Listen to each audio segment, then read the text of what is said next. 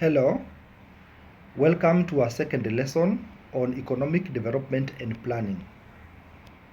But I'll start by looking at the highlights of the previous lesson. We looked at economic growth and economic development.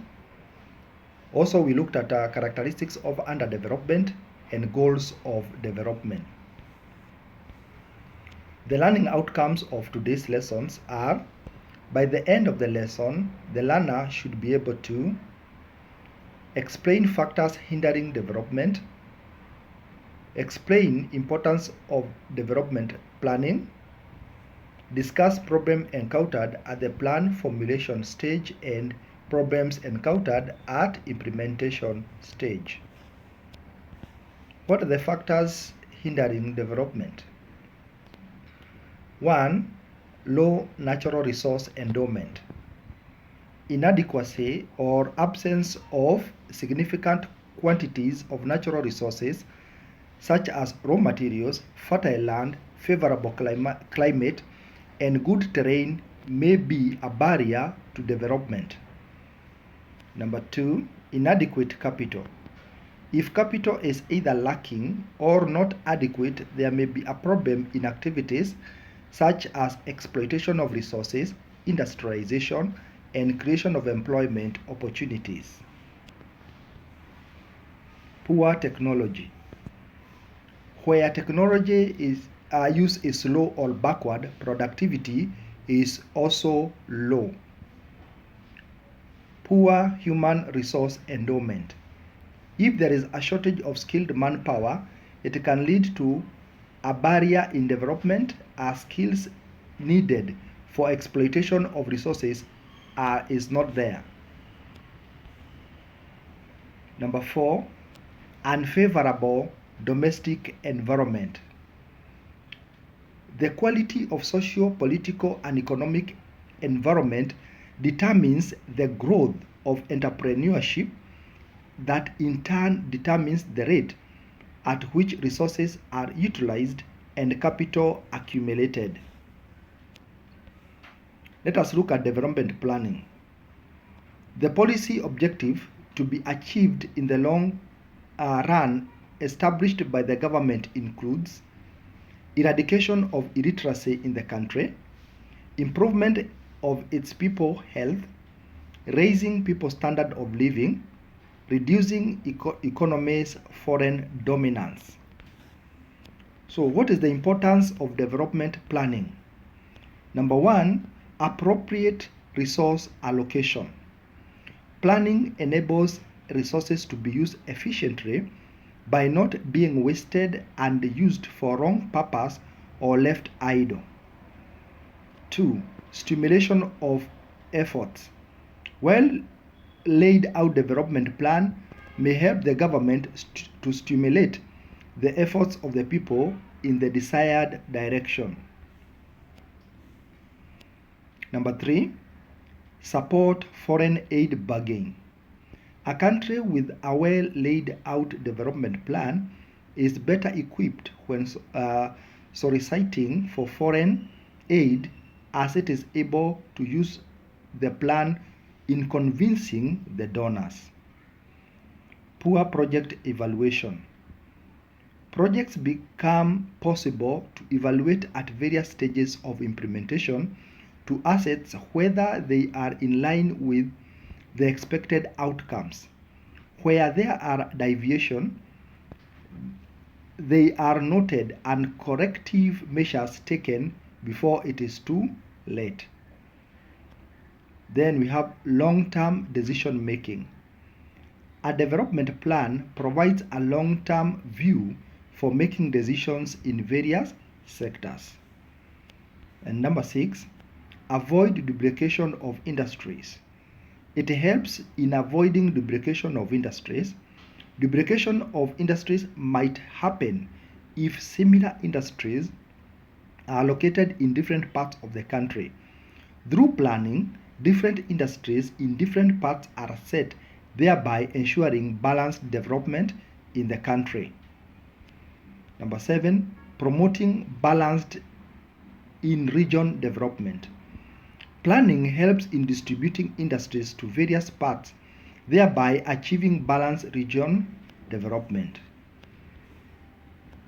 Now, what are the problems encountered in development planning?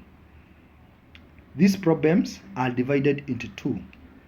And the first one, A, problems encountered at the plan formulation stage, and 2, problem encountered at the implementation stage. And we are going to start by looking at the problem encountered at plan formulation stage. Number 1, lack of accurate of detailed data. The quality of development plan is generally reduced when the data on which is based on is either inaccurate, unreliable, or simply not existing. 2. Existence of large subsistence sector. The large subsistence sector in less developed country makes planning unrealistic. And number 3, lack of qualified personnel. Due to lack of locally qualified personnel, many less developed countries rely on foreign experts who may not be having adequate knowledge about the local economies they are planning for. Transfer of inappropriate development plan.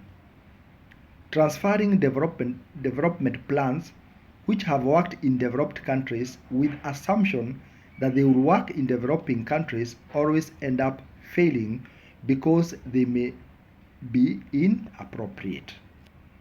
And then we are going to look at the problems encountered at implementation stage. Number 1, reliance on donor funding. Most of the development plans in developing countries are based on aids from developed countries. If such aid is not realized, the implementation of the plan becomes difficult. Number 2, lack of domestic resources. Limited domestic resources such as skilled personnel, finance, and capital equipment may hamper implementation of a well laid out development plan.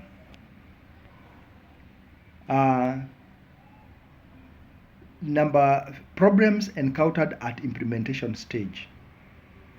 Failure to involve locals people in planning. If the local people who are expected to implement plans are left out during the plan formulation stage, they may fail to support the plan implementation stage. Number 2, natural calamities. Natural calamities affect implementation of the development plan either directly or indirectly, as the funds set aside in the implementation of the project development plan may be diverted to cater for the effects of natural calamity such as floods or outbreak of a disease. And now today we have COVID-19. Number 3, over-ambitious plans. Unrealistic plans which are over-ambitious to impress donors are so that they release funds are difficult to implement. Lack of cooperation among executing parties. Lack of cooperation among experts who are expected to implement the plan may bring it down. For example, if there is conflict between the Ministry of Finance and planning agencies, the plan may not take off. Inflation. If prices are rising too rapidly, the resultant change in plan resources cost may negatively affect its implementation. And lastly, lack of political will. No matter how good the development plan is, if there is no political will or commitment to implement it, then it will never take off. We've come to the end of that topic on economic development and planning, and I'm going to end it by doing some evaluation. And that is the evaluation. We have 3 questions for evaluation. Thank you so much for watching, and bye.